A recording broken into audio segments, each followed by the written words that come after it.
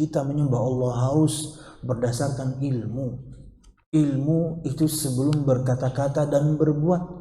Bahkan di salah satu bab dalam kitab Fathul Bari, dalam kitab Sahih Bukhari, itu bab ini beliau sebutkan, Imam Al-Bukhari, bab ilmu sebelum berkata-kata dan berbuat. Berilmu dulu baru ngomong, berilmu dulu baru kemudian praktek.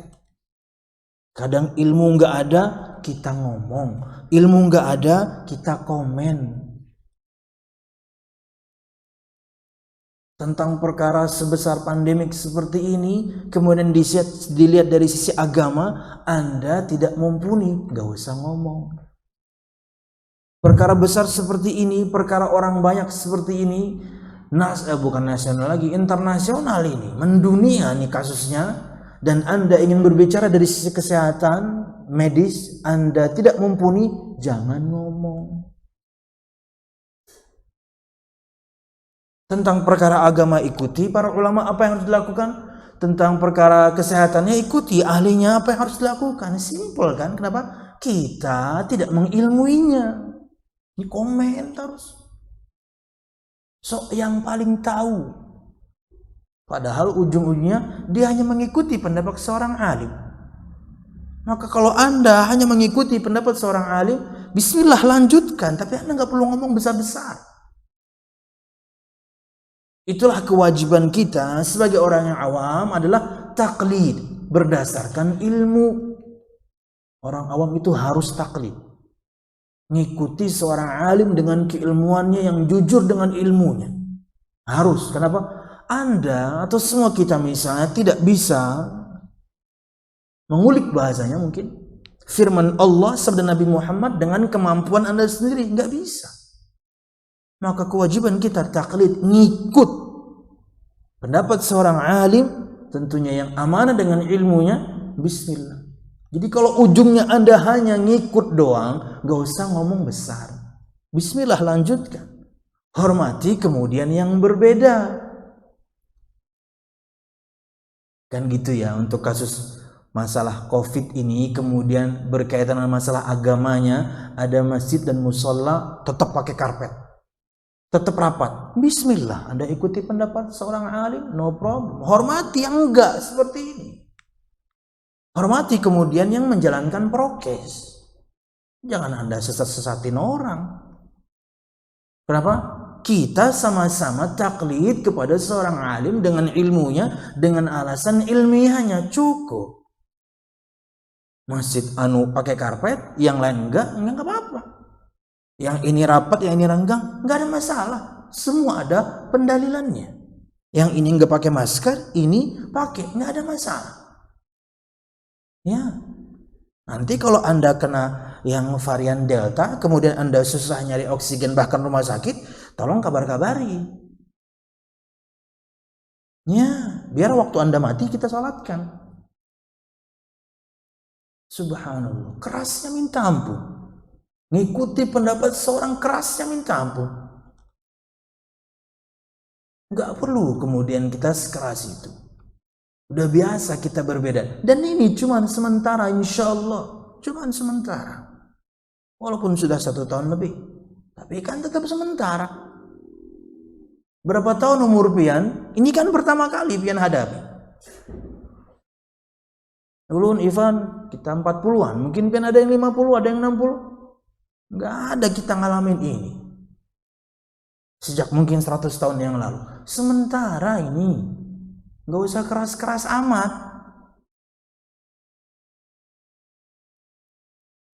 Ketika Anda tidak menjalankan prokes, hak Anda sebagai DKM. Tapi ketika ada ustadz tidak mau ngisi pengajian buat Anda, hak dia untuk nggak ngisi. Ulun sudah ceritakan pekan lalu ini, ulun ulang lagi sekarang. Betapa berat. Ulun baru tadi subuh. Teman ulun seangkatan, satu zaman di pesantren, mati Pak, COVID Pak. Hari ini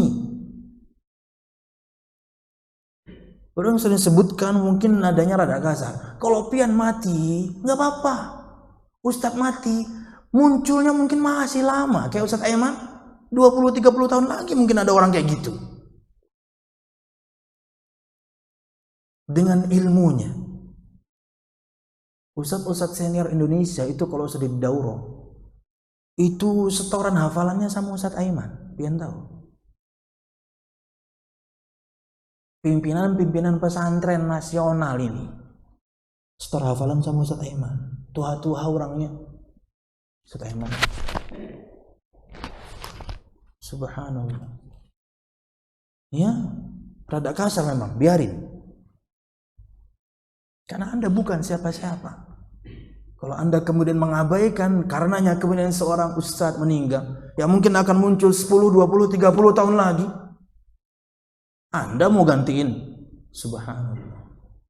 Dia mengambil pendapat untuk menjalankan prokes, hormati. Dia tidak mau ngisi di masjid atau musala Anda, hak dia. Ya, subhanallah. Kadang-kadang orang itu terlalu keras ya. Keras banget, padahal sama-sama mengikuti pendapat seorang alim, hormati, nggak ada masalah. Wallahu a'lam bishawab. Jamaah sekalian rahimakumullah, kadang-kadang kita itu di sisi agama tidak mumpuni, di sisi kesehatan juga tidak mumpuni, mending banyak diem, Pak.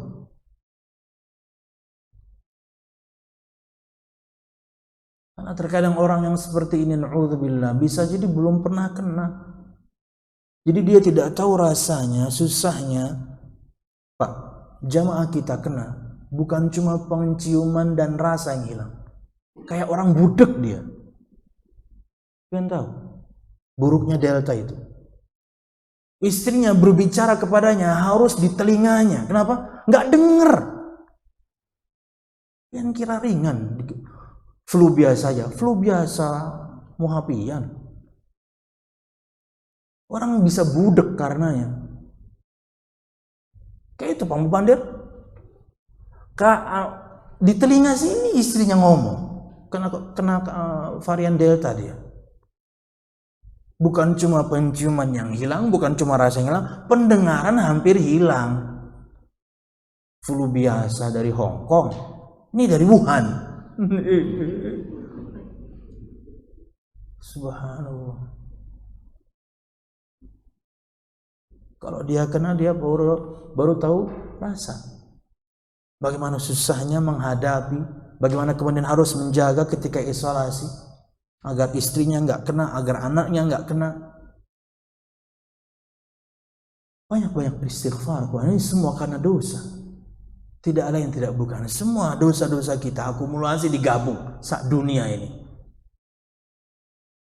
Apa kemarin posting Ustaz Ahmad dulu lihat tadi malam? Ini momennya kita yang mengamalkan tauhid kita selama ini. Hanya Allah yang bisa menghilangkan. Kita ya lakukan sebab-sebabnya. Ini syukur nih kita masih bisa kemudian pengajian tatap muka seperti ini. Tidak sedikit kemudian ikhwan dan akhwat mudahan dia tetap kajian ya ini offline kayak gini. Ada ketukaran pulsa mun online terus. Belum lagi kemudian futur. Tidak sedikit yang mengeluhkan keimanannya turun. Kenapa? Di rumah. Pak, di Jawa, di Bali, gak pakai jam tangan lagi nih. Ini tanggal berapa nih? Hari ini, mulai dari tanggal 3. Sedih teman-teman di Jawa dan Bali. Kenapa? Tempat ibadah ditutup. Syukur ya ini. Kalau sudah syukur, ya prokes jalankanlah. Jangan sampai kemudian karena pian tidak taat dengan protokol kesehatan, kita di rumah lagi.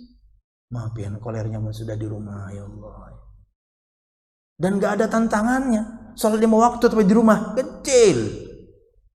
Jadi ini gak usah keras-keras amat jadi orang yang biasa aja. Biasa aja. Anda tidak menjalankan prokes, ya itulah sebab yang tidak Anda ambil. Kita harus percaya takdir pian sudah tidak prokes, tapi kemudian ujungnya ngomong takdir pian berjalan tengah jalan aja sudah. Kenapa pian kemudian jalan masih di pinggir, naik sepeda motor masih di pinggir, naik mobil kemudian masih ikut kemudian rambu-rambu. Pian cari sebab keselamatan kan? Ya. Orang-orang yang sok kemudian bahasanya lu baru tahu juga kemarin, namanya covidiot. Orang yang keras kepala akan COVID ini, nggak mau kemudian menerapkan prokes. Covidiot istilahnya. Orang yang idiot masalah COVID. Mun sudah kena tuh kena ya, takdir sudah berjalan tengah jalan pian sana. Anda bicara takdir tapi Anda tidak mencari sebabnya.